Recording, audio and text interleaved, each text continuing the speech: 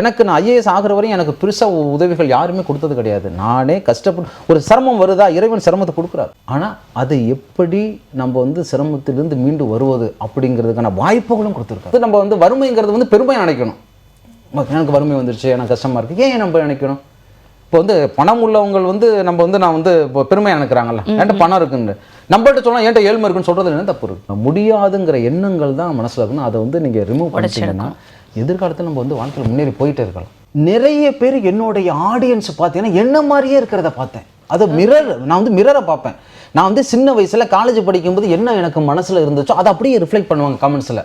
ஏபிசிடியை நான் 3ஆவதுல தான்ப்பா படித்தேன். இப்போ நாங்கள்லாம் படிக்கும்போது பார்த்தீங்கன்னா ஏபிசிடி ஆங்கிலத்தில் வந்து 3rd ஸ்டாண்டர்டில் தான் ஏபிசிடி அறிமுகப்படுத்துவாங்க. நான் 5ஆவது படிக்கும்போது கூட அவன் வந்து ஆங்கிலத்தை முழுசாக படிக்க தெரியாது, எழுத்துக்கூட்டி தான் படிப்பேன். மொழி வந்து மொழி திறன், அது ஒரு அறிவு கிடையாது, நாலேஜ் கிடையாது, மொழி திறன். அது வந்து பேச வந்துடும் அப்படின்னு சொல்லி ஒவ்வொரு நபர்களுக்கும் நான் வந்து அட்வைஸ் பண்ண பார்த்தீங்கன்னா ஒவ்வொரு ஆளும் சில மோட்டிவேட் ஆகிடும் கிடையாது. எனக்கு நான் ஐஏஎஸ் ஆகிற வரையும் எனக்கு பெருசாக உதவிகள் யாருமே கொடுத்தது கிடையாது. நானே கஷ்டப்பட்டு ஒரு சிரமம் வருதா, இறைவன் சிரமத்தை கொடுக்குறாரு. ஆனால் அதை எப்படி நம்ம வந்து சிரமத்திலிருந்து மீண்டு வருவது அப்படிங்கிறதுக்கான வாய்ப்புகளும் கொடுத்துருக்காரு. அந்த வாய்ப்புகளை கண்டுபிடிச்சி சிரமத்தை உடைச்சிட்டு போகணும். ஏன்னா நம்ம வந்து ஏழ்மையில் பிறப்பது வந்து குடிசையில் பிறப்பது தப்பு கிடையாது, ஆனால் குடிசையில் இறப்பது தான் தப்பு அப்படின்னு நான் சொல்லுவேன். அதனால் இந்த ஏழ்மைங்கிறது வந்து நம்ம வந்து வறுமைங்கிறது வந்து பெருமையாக நினைக்கணும். எனக்கு வறுமை வந்துருச்சு, எனக்கு கஷ்டமாக இருக்குது, ஏன் நம்ம நினைக்கணும்? இப்போ வந்து பணம் உள்ளவங்க வந்து நம்ம வந்து நான் வந்து இப்போ பெருமையாக நினைக்கிறாங்கல்ல, என்கிட்ட பணம் இருக்குன்னு நம்மள்ட்ட சொன்னால் என்கிட்ட ஏழ்மை இருக்குன்னு சொல்கிறது என்ன தப்பு இருக்கு? கரெக்ட், சொல்லலாம். அதனால் இந்த ஏழ்மைங்கிறது தடையே கிடையாது. அது முடியாதுங்கிற எண்ணங்கள் தான் மனசில் இருக்கணும். அதை வந்து நீங்கள் ரிமூவ் பண்ணிட்டீங்கன்னா எதிர்காலத்தில் நம்ம வந்து வாழ்க்கையில் முன்னேறி போயிட்டே இருக்கலாம். ரொம்பவே அழகாக சொன்னீங்க. அண்ட் இப்போலாம் பார்த்தீங்கன்னா இந்த செலிப்ரிட்டிஸ்க்கு தான் வந்து ஃபேன்ஸ் மீட்லாம் வைக்கிறாங்க. அண்ட் வந்து உங்களுக்காக ஒரு ஃபேன்ஸ் மீட் வச்சுருக்காங்க. ஸோ அந்த அனுபவத்தை பற்றி எங்களுக்காக சொல்லுங்களேன். நான் வந்து இந்த ஃபேன் மீட்டு ஏன் வச்சேன் அப்படின்னு சொன்னேன் ஃபஸ்ட்டு சொல்லியிருந்தேன். நான் வந்து என்னுடைய இதெல்லாம் இன்ஸ்டாகிராம் யூடியூப்ஸ்லாம் போடும்போது பார்த்தீங்கன்னா நிறைய பேர் என்னுடைய ஆடியன்ஸ் பார்த்தீங்கன்னா என்ன மாதிரியே இருக்கிறத பார்த்தேன். அது நான் வந்து மிரரை பார்ப்பேன். நான் வந்து சின்ன வயசில் காலேஜ் படிக்கும்போது என்ன எனக்கு மனசில் இருந்துச்சோ அதை அப்படியே ரிஃப்ளெக்ட் பண்ணுவாங்க கமெண்ட்ஸில். சார் உங்களை மாதிரி தான் சார், இப்படி தான் சார் எனக்கு ஆங்கில அறிவே இல்லை சார், நான் வாழ்க்கையில் முன்னேற முடியுமான்னு. நான் உங்கள்கிட்ட சொல்லுவேன், தம்பி ஏபிசிடியை நான் 3ஆவதுல தான்ப்பா படித்தேன். இப்போ நாங்கள்லாம் படிக்கும்போது பார்த்தீங்கன்னா ஏபிசிடி ஆங்கிலத்தில் வந்து 3rd ஸ்டாண்டர்டில் தான் ஏபிசிடி அறிமுகப்படுத்துவாங்க. நான் 5ஆவது படிக்கும்போது கூட அவன் வந்து ஆங்கிலத்தை முழுசாக படிக்க தெரியாது, எழுத்துக்கூட்டி தான் படிப்பேன். அது சின்ன வேர்டு தான் படிப்பேன், லாங்காக இருந்தோட எனக்கு படிக்க தெரியாது. ஸோ அந்த மாதிரி படித்து தான் நான் வந்து வாழ்க்கையில் முன்னேறேன். அது ஒன்றுமே பிரச்சனை இல்லைப்பா, 5ஆவதுல தான் நான் வந்து இது ஆங்கிலத்தை படிக்க ஆரம்பிச்சிட்டேன். அதனால் என்னை விட நீ பெட்டர் பொசிஷன்லாம் இருக்க, படிச்சிடலாம், கவலைப்படாத.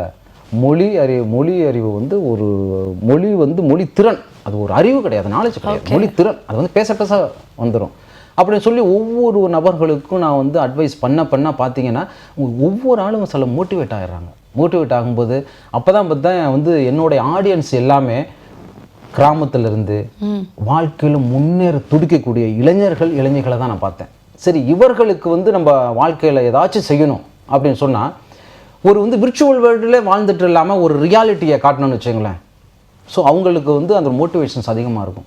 நீங்கள் என்ன தான் ஹிஸ்ட்ரியில் சொல்லி கொடுத்தாலும் வந்து மாவீரன் அலெக்சாண்டர், சந்திரகுப்த மௌரியர், அசோக சக்கரவர்த்தி அப்படி சொல்லி கொடுத்தாலும் நீங்கள் வந்து நேராக ஒரு வாழ்க்கையில் வெற்றி பெற்றவனை நிப்பாட்டுறீங்கன்னு வச்சுக்கோங்க. ஸ்கூலில் எப்பா இந்த ஸ்கூலில் படித்தாருப்பா, இந்த வரப்பா இப்படி பெரிய லெவலில் இருக்காருப்பா அப்படின்னு சொல்லும்போது அந்த டைரக்ட் மோட்டிவேஷன்ஸ் இருக்கு இல்லையா, அது வந்து பயங்கரமான இம்பேக்டாக இருக்கும்.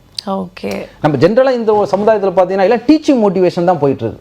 டீச் பண்ணிக்கிட்டே இருப்பாங்க, இவங்கன்னு சொல்லுவாங்க, பார்க்கறது கிடையாது. ஆனால் இந்த டச்சிங் மோட்டிவேஷன் இருக்குல்ல, ஒன்றுமே கிடையாது. அவட அம்மா பார்த்துட்டு அப்படி கையில் தட்டியப்பா நான் இருக்காண்டா, போய் எக்ஸாம் எழுதிட்டு வாடா அப்படின்னு அந்த டச்சிங் மோட்டிவேஷன் இருக்குல்ல, அது பயங்கரம்.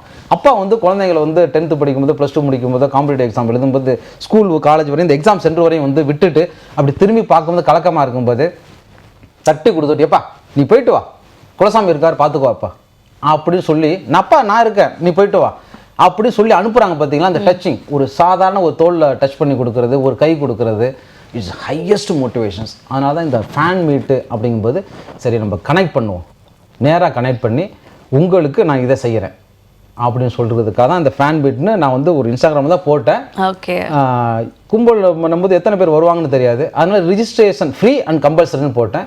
இமீடியட்டாக இல்லை கடன்னு புக் பண்ணாங்க, ஒரு 250 பேர் புக் பண்ணாங்க. ரிஜிஸ்ட்ரேஷன் க்ளோஸ் பண்ணிட்டு அந்த 250 பேரையும் கூப்பிட்டு 1-to-1 இன்ட்ராக்ட் பண்ணி, ஸோ அவங்களுக்கு நான் கொடுத்த டார்கெட்டு இன்றைக்கி வந்து என்னுடைய ஃபேனாக வந்திருக்கீங்க 250 பேர். 5 வருஷம் டார்கெட். ஒவ்வொரு ஆளும் ஒரு சக்ஸஸராக மாறணும், ஒவ்வொரு ஆளுக்கும் ஃபேன் கூட்டம் இருக்கணும் என்ன மாதிரி. ஸோ இதுதான் நம்மளுடைய target.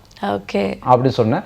So everybody so happy. நான் வந்து அன்றைக்கி பார்த்தீங்கன்னா நான் வந்து ஃபேனாக பார்க்க கிடையாது, கிட்டத்தட்ட 280 ஜெயசீலனாக நான் பார்த்தேன். 280 ஜெயசீலன் 20 வருஷத்துக்கு முன்னாடி எப்படி இருந்தார்களோ அப்படியே தான் நான் பார்த்தேன். 20 வருஷத்துக்கு பிறகு ஒவ்வொருவரும் என்னை மாதிரி மாறிடுவாங்க அப்படிங்கிற ஒரு உணர்ச்சியையும் அவங்க கண்களில் நான் பார்க்க முடிஞ்சிச்சு.